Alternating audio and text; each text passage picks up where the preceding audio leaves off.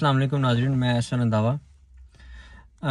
मैंने कुछ दिन पहले एक पॉडकास्ट देखा हमारे सीईओ मिस्टर उमर एहसन ख़ान साहब का।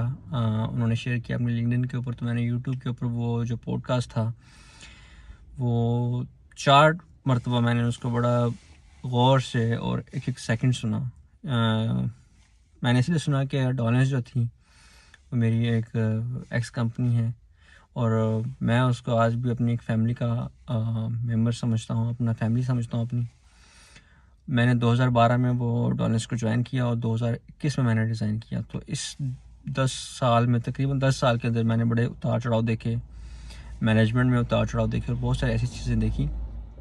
लेकिन इस वीडियो में मैं जो वो पॉडकास्ट था जो उमर एहसन साहब ने एक्सप्लेन किया और कैसे आज की इकोनॉमिक कंडीशंस के अंदर पाकिस्तान के अंदर डॉलेंस सर्वाइव कर रही है, और उन्होंने बहुत ज़बरदस्त बातें की और मैं उनकी हर एक बात से एग्री करता हूँ और बहुत अच्छा विजन लेके चल रहे हैं। और मेरी दुआ है कि अल्लाह पाक इसी तरह डॉलेंस को तरक्की दे, कामयाबी दे और इसी तरह वो फले फूले। कहते हैं कि जब आप की फैमिली में कुछ बुरे लोग होते हैं तो आपको चाहिए कि उनको ठीक करने की कोशिश करें। मेरा इस टाइम मैं यूके में हूँ। मैंने यहाँ से आके अपना मास्टर्स किया स्ट्रेटेजिक प्रोजेक्ट मैनेजमेंट के अंदर हैरिटफोर्ड यूनिवर्सिटी से। लेकिन मैंने जो वो मेरे ज़िंदगी के 8-10 साल थे जो मैंने डॉलेंस में बिताए, उस हवाले से जो मैंने अपनी ज़िंदगी में कंक्लूड किया वो मैं आज आपसे शेयर करूँगा। और मैं ये जो बात आपसे करूँगा वो हर चीज़ को जो आज की रिसर्च चल रही है वेस्ट के अंदर उसको देखते हुए, यहाँ आके जब मैं एकेडमी में गया, हैरिटफोर्ड में गया, उसके बाद मैंने डिफरेंट जो यहाँ की कंपनीज़ थी वहाँ के विज़िट किए। लीड्स में स्नाइडर इलेक्ट्रिक का प्लांट है, वहाँ मैं गया, एक दिन के लिए मैंने वहाँ विज़िट किया इनविटेशन लेके। फिर मैं पिग साइंटिफिक क्लासको में एक कंपनी है जो कि आपके लेबॉर्ट्रीज़ के लिए वो जनरेटर्स क्रिएट करती है, वहाँ गया, वहाँ मैंने पूरा दिन अपना स्पेंड किया। तो मैं डिफरेंट इंडस्ट्रीज़ के मैंने विज़िट किए। उसके बाद मैंने जो एकेडमी में एक हमारा सब्जेक्ट था लीडरशिप, और लीडरशिप में डिफरेंट थ्योरीज़ पढ़ी। एक टास्क हमें मिला कि आप लीडरशिप को कैसे देखते हैं। एक पेपर में हमें उन्होंने कहा कि आप बताएं कि आप लीडरशिप को कैसे डिफ़ाइन करते हैं आज की रिसर्च के हवाले से। तो मैंने फिर मेरा इत्तेफाक हुआ, मैंने ऑक्सफोर्ड के और अपनी हैरिटफोर्ड यूनिवर्सिटी के और यूएस की जो टॉप यूनिवर्सिटीज़ है वहाँ के रिसर्च पेपर्स लीडरशिप के हवाले से पढ़े। तो ये सब चीज़ें पढ़ने के बाद मेरा अपना बैकग्राउंड भी था इंडस्ट्री का, वो भी देखते हुए तो मैंने जो एक कंक्लूजन किया उसको मैं यहाँ पे उसकी मैं बात करूँगा। और उस पॉडकास्ट के अंदर सीईओ साहब ने वो बात कवर नहीं की, या हो सकता है कि जो पॉडकास्टर था उन्होंने वो सवाल इंक्लूड ही नहीं किया। लेकिन पाकिस्तान में ये सबसे बड़ा प्रॉब्लम है जिस पे शायद कोई भी बात नहीं करता, या शायद लोग डरते हैं क्योंकि जॉब्स इतनी नहीं हैं, और जिन जॉब्स के अंदर वो हैं वो कहते हैं कि ठीक है जैसे भी हालात चल रहे हैं चलते रहें। हर इंडस्ट्री में हर जगह के ऊपर लोगों की मोनोपोली होती है। एक पर्टिकुलर गैंग होते हैं जो कि एक सर्टन वे में बिहेव करते हैं, और फिर लोग उन गैंग से या उस माफिया से, उस इंडस्ट्री की गैंग या माफिया से डरना शुरू हो जाते हैं। क्योंकि कॉर्पोरेट सेक्टर में ये जो गैंग्स होते हैं ये कोई ऐसे गैंग्स नहीं होते कि स्ट्रीट गैंग्स हैं और आपको आके उन्होंने मारना शुरू कर देना या आपको उन्होंने आके मर्डर कर देना। नहीं, वो गैंग्स बड़े सर्टन वे में बिहेव करते हैं, और गैंग्स का बिहेवियर जो है वो वही बंदा बर्दाश्त कर सकता है जो उस चीज़ को समझे। तो ये जो 10-12 साल का अरसा था, तो सबसे पहले मेरे जो बॉस थे वो उनका भी मैं ज़िक्र ज़रूर करता, लेकिन वो इस ऑर्गेनाइजेशन का पार्ट नहीं है तो ज़िक्र करना कोई मुनासिब बात नहीं है। तो वहाँ पे जो लोग थे यूरिल प्लांट के अंदर, वो सबसे जो दूसरे बॉस मेरे बने वो थे मिराज खान। और मिराज खान के साथ मैंने एक लंबा अरसा काम किया, और वहाँ पे मेरा डिफरेंट कोलीग्स के साथ, डिफरेंट लोगों के साथ इंटरेक्शन हुआ। मैं सिर्फ 2 लोगों का जिक्र करूँगा जो कि बड़े इम्पोर्टेंट हैं इस पूरी वीडियो के अंदर, एक मिराज खान और एक यासिर रऊफ़ कायम खानी। तो ये दोनों लोग जो थे यासिर रऊफ़ कायम खानी मेरा कोलीग था।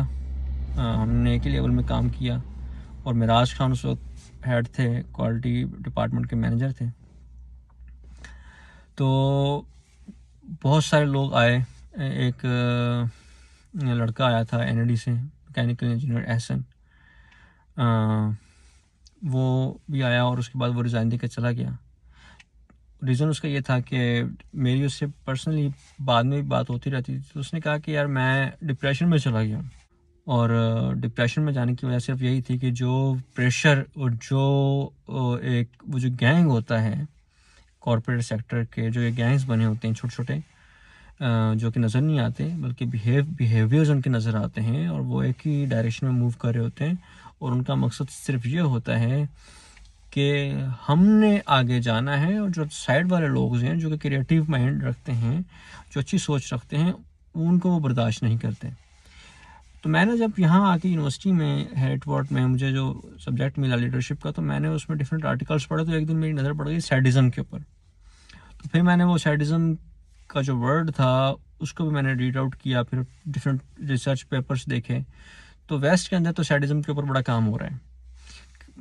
सैडिज़म से मुराद ये है कि ऐसे लोग या ऐसा सैडिस्ट पर्सन जो कि एक ऐसा बिहेवियर जनरेट करता है या ऐसी नेगेटिव वाइब्स जनरेट करता है कि वो वाइब्स जनरेट करके या उसको नेगेटिव बिहेवियर क्रिएट करके किसी की बेइज्जती करके, किसी को इंसल्ट करके, किसी को ह्यूमिलिएट करके, किसी को एक्सप्लॉइट करके उसको मज़ा आता है।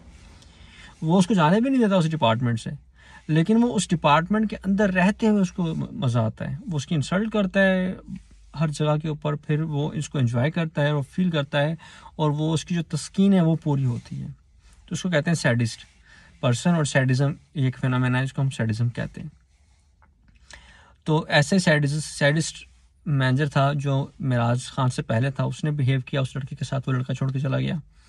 एक और लड़का फिर आया जो पंजाब से था, अली नाम था उसका, अली रज़ा शायद मेरे ख्याल से। वो आया, उसके ख़िलाफ़ भी उस गैंग ने जो गैंग था उसने बिहेव किया, ऐसे ही बिहेव किया और वो लड़का भी चला गया। उसने कंप्लेंट्स भी की मैनेजमेंट को कि सर मेरे साथ गलत हो रहा है। लेकिन वेस्ट के अंदर ये फेनोमेना बड़ा इंपॉर्टेंट है। यहाँ का वर्क एनवायरनमेंट टोटली या कल्चर टोटली डिफरेंट है ईस्ट के साथ।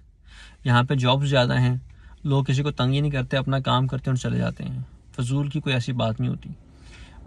ईस्ट साइड के ऊपर फेनोमेना कुछ डिफरेंट है, जॉब्स कम हैं, कंपनीज अच्छी कम हैं, तो इसलिए लोग वहाँ पे जिस कंपनीज में जाते हैं वो बेचारे अपने आप को ह्यूमिलिएट भी करवाते हैं, एक्सप्लॉइट भी करवाते हैं, उनके ऊपर जबर भी होता है। जबर से मुराद ये है कि उनकी बेइज्जती भी होती है, इंसल्ट भी होता है, उनको एक्सप्लॉइट भी किया जाता है, लेकिन तब भी वो एक बैल की तरह एक गाड़ी में लगे रहते हैं और काम करते रहते हैं। तो ये वहाँ का एक फेनोमेना है कॉर्पोरेट सेक्टर का, जो इस साइड के अंदर पर्टिकुलरली जैसे वो बिहेव करते हैं। और अगर कोई क्रिएटिव आइडिया लेके आ जाए, कोई अच्छा आइडिया लेके आ जाए, उसको वो अप्रिशिएट ही नहीं करते। तो ये जो मिराज खान था, ऐसे बहुत सारे लोगों के साथ मिराज खान ने किया और बहुत ज़्यादा माइक्रो मैनेजमेंट करने वाला शख्स, जो कि रिलाई नहीं करता किसी दूसरे बंदे के ऊपर, जो कि एक मैनेजर बंदा होता है, वो माइक्रो मैनेजमेंट को छोड़ के मैक्रो मैनेजमेंट की बात करता है, विजन की बात करता है, बड़ा सोचने की बात करता है। इसको कहते हैं लीडर, इसको कहते हैं लीडरशिप। लेकिन शायद मेरे ख्याल से मिराज में लीडरशिप की तो बात बहुत दूर है। वो उसकी जो सोच थी वो भी बहुत नीचे लेवल की सोच थी और वो ऐसी हरकतें करता था कि इवन इंस्पेक्टर क्या कर रहा है, इवन इंस्पेक्टर ने क्या करना है, और बात वो करता था कि जी मैं तो बहुत बड़ा लीडर हूँ। लेकिन जितनी उसकी जो छोटी सोच थी उतनी ही वो नीचे जाके वो अपनी बात करता था, इतनी ही वो माइक्रो मैनेजमेंट करता था। मैं आपको एक वाकया बात बताता हूँ। मैंने थाईलैंड जाना था, तो मैं उसके साथ उनके पास गया। मैं कहा सर मुझे लीव चाहिए 1 हफ्ते की, मैंने थाईलैंड जाना है। तो मैं थाईलैंड में हो सकता है अपनी फैमिली के साथ जा रहा हूँ या वैसे घूमने के लिए जा रहा हूँ, लेकिन उस बंदे ने, उसकी थिंकिंग का अंदाज़ा आप इस बात से लगाएं, तो उसने मुझे कहा कि आप थाईलैंड क्या लेने जा रहे हैं? थाईलैंड तो लोग अय्याशी करने जाते हैं। थाईलैंड तो बहुत मतलब एक, अल्लाह माफ़ करे कि बहुत एक गंदी जगह है, वहाँ आप क्या लेने जा रहे हैं? उनसे बंदा पूछे कि भाई मैं अपनी फैमिली के साथ जा रहा हूँ, मैं अपने बच्चों के साथ जा रहा हूँ, आपको क्या प्रॉब्लम है? मैं अपने पैसे खर्च कर रहा हूँ, मैं अपने फ्लाइट की टिकट ले रहा हूँ, आपको इससे क्या प्रॉब्लम है?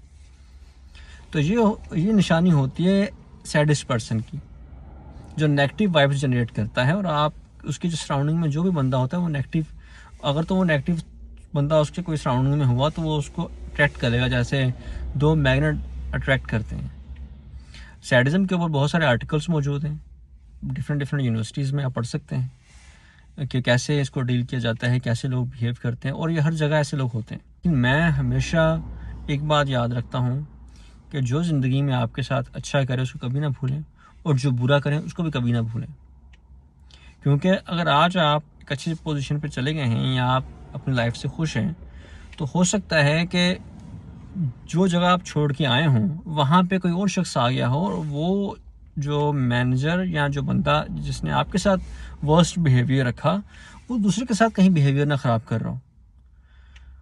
और ऑब्वियसली ये बात सच है, ऐसा होगा।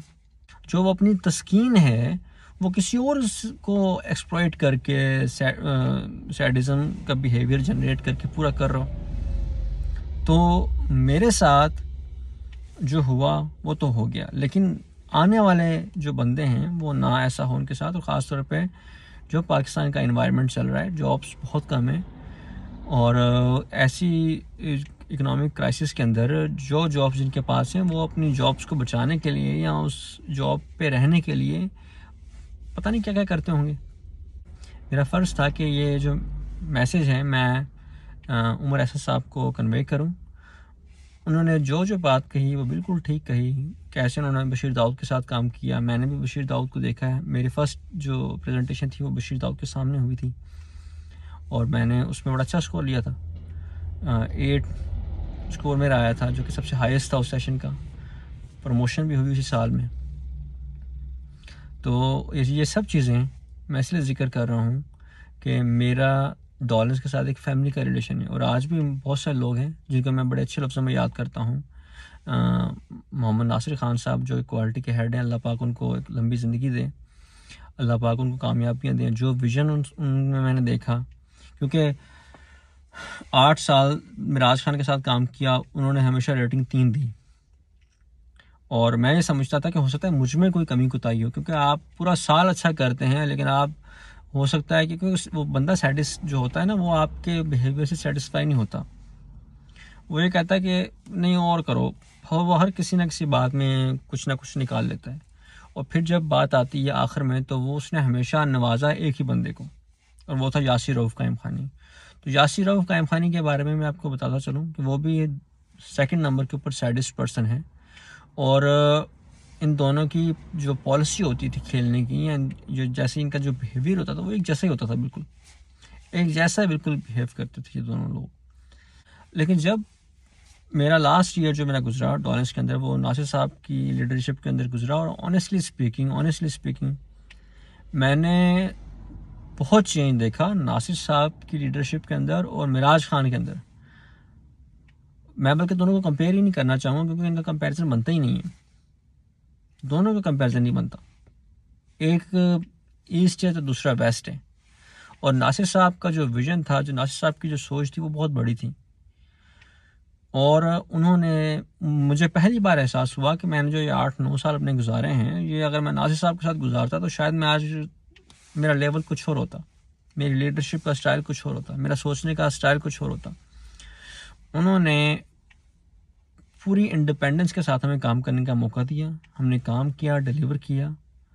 और मेरे साथ मेरे कोलीग थे तैमूर, उन्होंने भी ऐसे ही काम किया। वो आज भी वो डॉलर्स का पार्ट हैं, और बहुत ज़बरदस्त एनर्जेटिक और बहुत एनर्जी वाला लड़का है वो तैमूर। तो नासिर साहब जब आए तो उन्होंने जब मुझे रेटिंग दी, तो मुझे पहली बार एहसास हुआ कि जो मैंने 8-9 साल लगाए मैंने ज़ाया किया अपने आप को यहाँ पे। लेकिन कोई चॉइस नहीं होती, क्योंकि अगर आप बात करते हैं कि ट्रांसफ़र कर दें तो ट्रांसफ़र भी वहाँ पे आसान नहीं होता। लेकिन एनीवेज़ ये तो एक माज़ी था, और वो ज़िंदगी का जो 1 साल था मेरा पूरा, उसमें मैंने बहुत कुछ सीखा कि एक्चुअल लीडर होता क्या है, एक्चुअल लीडरशिप होती क्या है।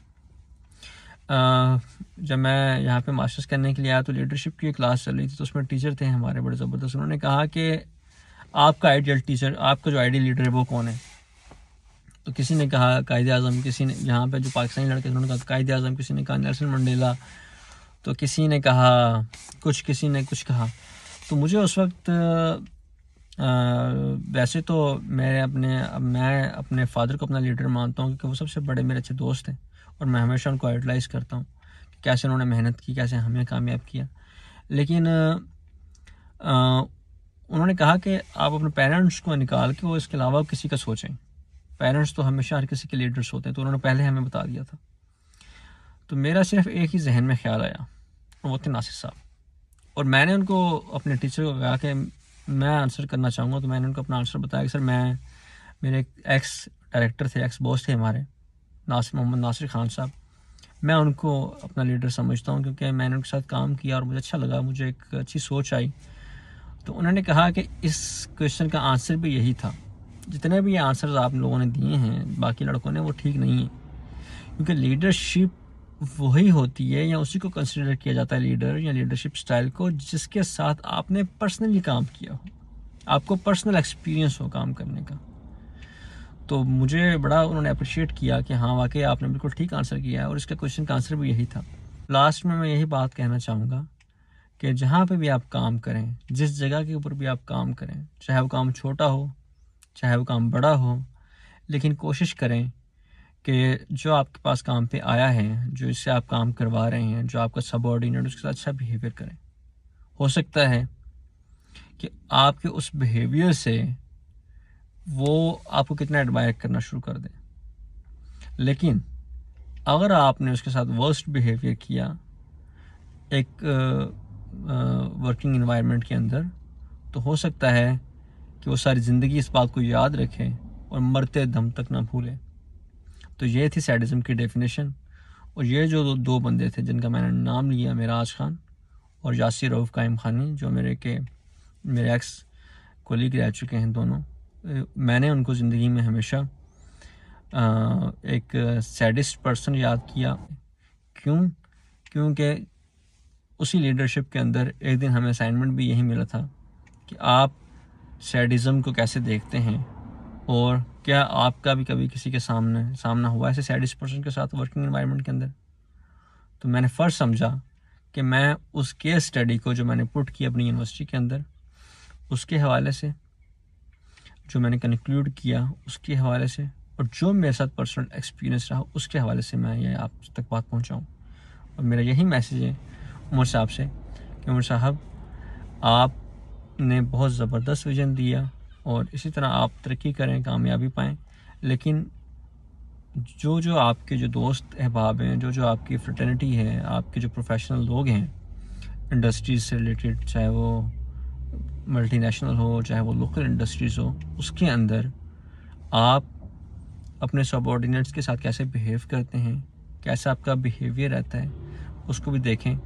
और इस सैडिज़म को से नो टू सैडिज़म, यही मेरा इस वीडियो में मैसेज है। क्योंकि बहुत सारे इस कंट्रीज़ के अंदर जॉब्स कम हैं, तो लोग एक्सप्लॉइट होते हैं, और इस एक्सप्लॉइटेशन से बचाना आप लोगों का काम है।